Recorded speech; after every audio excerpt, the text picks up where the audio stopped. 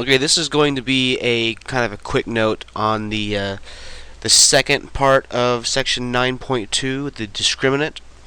And the discriminant. Let's go ahead and go into. I'll go ahead and rewrite the quadratic equation. So we have x equals negative b plus or minus square root. Oops. Of b squared minus 4ac all over 2a. Let's see if I typed it right. X equals negative b plus or minus square root of b squared minus 4ac all over 2a. Okay, so the discriminant, whenever we have a quadratic equation, so I'll go ahead and write up a quadratic equation before that. So we have ax squared plus bx plus c equals 0. And this is the quadratic equation then. So this is the equation, this is the solution, this is the formula. Now, this section right here, b squared minus 4ac, that is called the discriminant.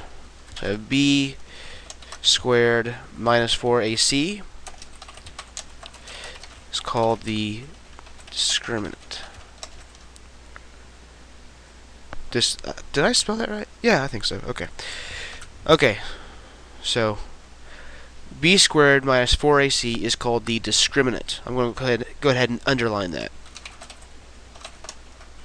Not that it's a hugely important word, but the reason why this is significant, the b squared minus 4ac is significant, is because this determines what kind of solution you will get. So, for example, to get a rational solution, what would the determinant have to be? Well, to get a rational solution, this part right here would have to be a rational number. So if b squared minus 4ac turned out to be 17, so you had square root of 17, you're not going to get a rational solution to this equation.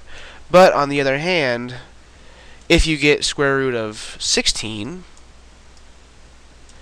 then you're going to have negative b plus a rational solution. Negative b plus a rational number, in this case 4, and negative b minus a rational number, in this case 4.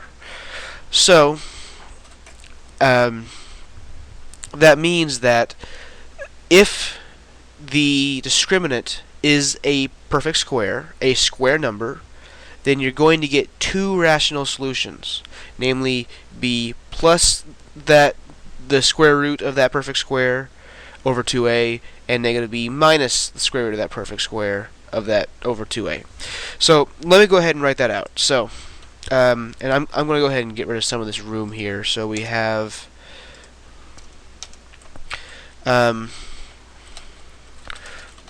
what happens if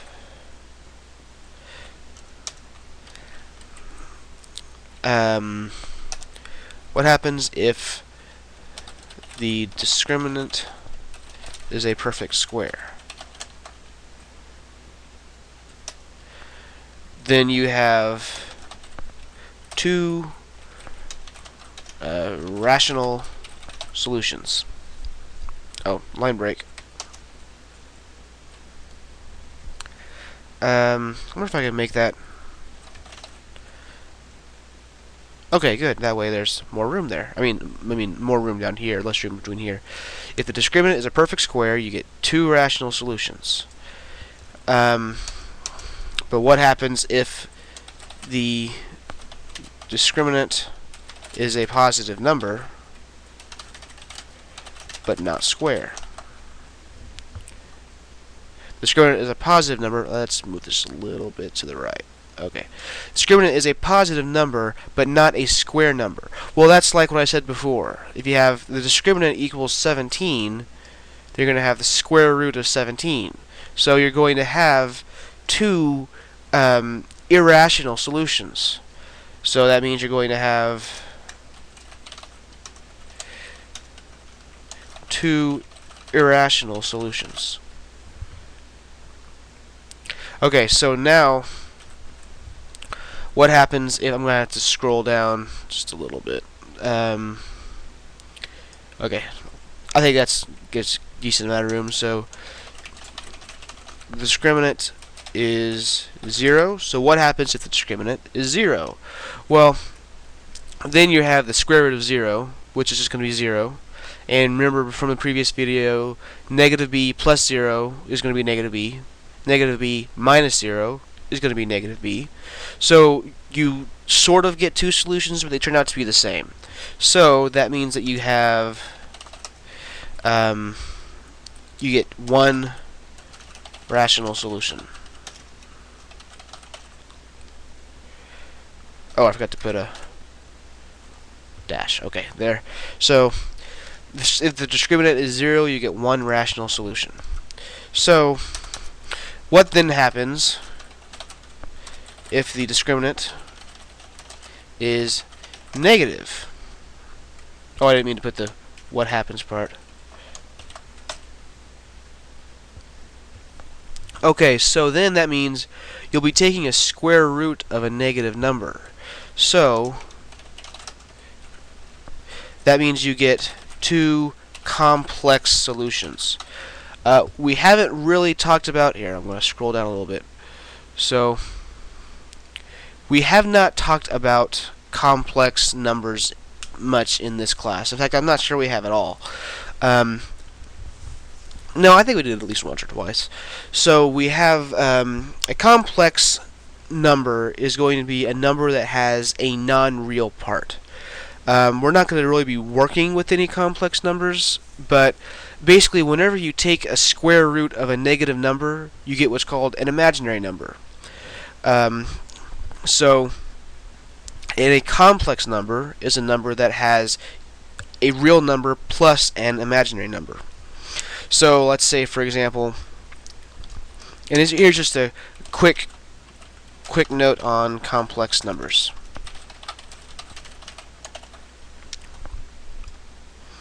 Quick note on complex numbers. Remember, you're not going to be working much with complex numbers in this class. You will probably in some future classes, but it's still good to understand this because it helps you understand exactly what's going on with the discriminant.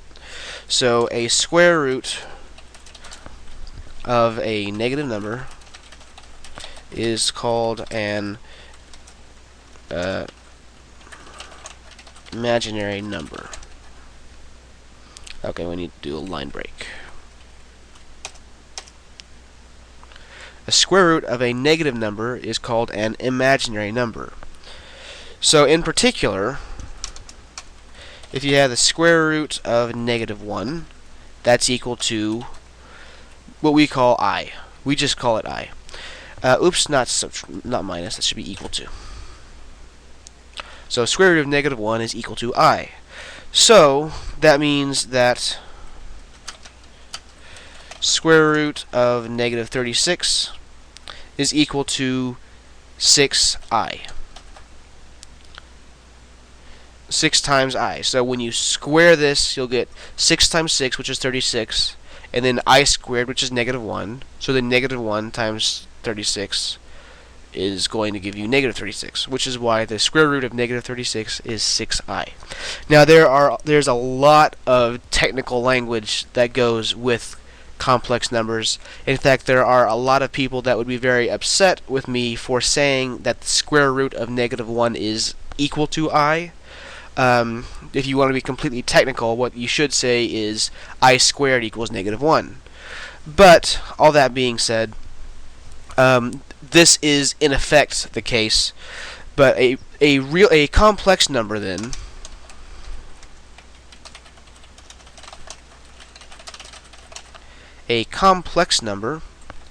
is a real number plus an imaginary number. So that means, oh whoops, line break. I'm going to move this a little bit to the left, a little too. I mean, the scroller to the left, which means we'll move this to the right, because that way we'll have a little more room on this part. So that means if we have 5 plus 6i, this is a real number, this is an imaginary number, so we're adding a real part and an imaginary part. Okay, so this, remember, goes back to discriminants. So if the discriminant is negative, you get two complex solutions because you're taking the square root of a negative number. So let's go down to an example where you get a negative discriminant, so you get a complex number. So for example, if you have x squared plus x plus 1 equals 0. Okay, so let's take it just before we even bother with the with the quadratic equation. Let's just take a look at what the discriminant is. So that means we're going to have b squared minus 4ac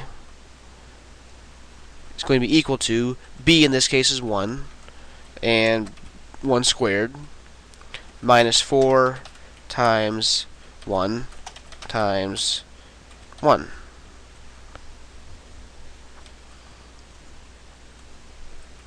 I'm missing something. I don't know what's going on here. The second 1 is not there. Okay, here we go. So b squared is going to be 1 squared minus 4 times 1 times 1. That's equal to 1 minus 4. Can you see that? Because you just have 1 squared is 1. 4 times 1 times 1 is 1. I mean, it's 4. So, and this is equal to negative 3. Because 1 minus 4 is going to equal negative 3.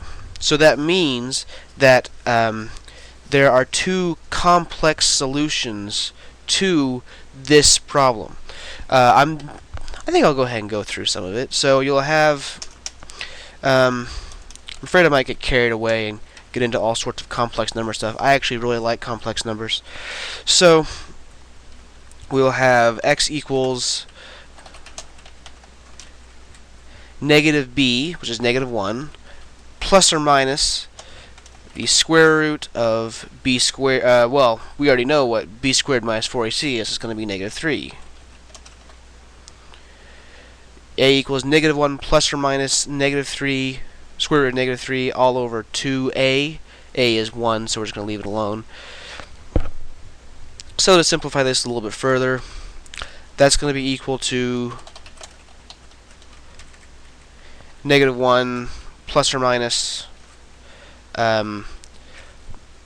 I times square root of 3.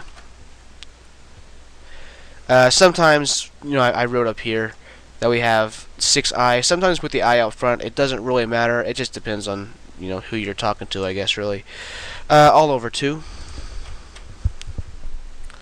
Now, I'm really tempted to go ahead and put this in here and show you how it turns out to be 0. But I'm not going to do that because that goes pretty far beyond what we actually do in this class. In fact, this is not going to be... Putting that on here, there is not going to be on any quizzes or tests in this particular class. Dealing with complex numbers. We just wanted to show you. I just wanted to show you what a complex number is. Oh, and if you want to put this in a more complex number form, a better form, this would be equal to negative 1/2.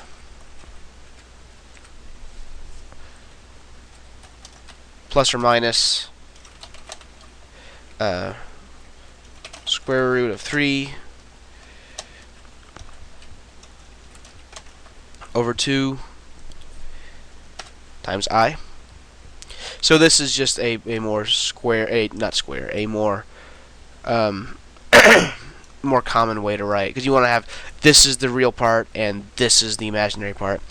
Okay, so like I said, I'm not going to go into explanations of exactly how this turns out to be 0. I can promise you it does, and if you're interested enough, you can do that. But I don't foresee too many people being that interested in that. So that concludes section 9.2. If I ever get around to it, I will also post a description of why the quadratic equation works out the way it does. So I will see you in the next video.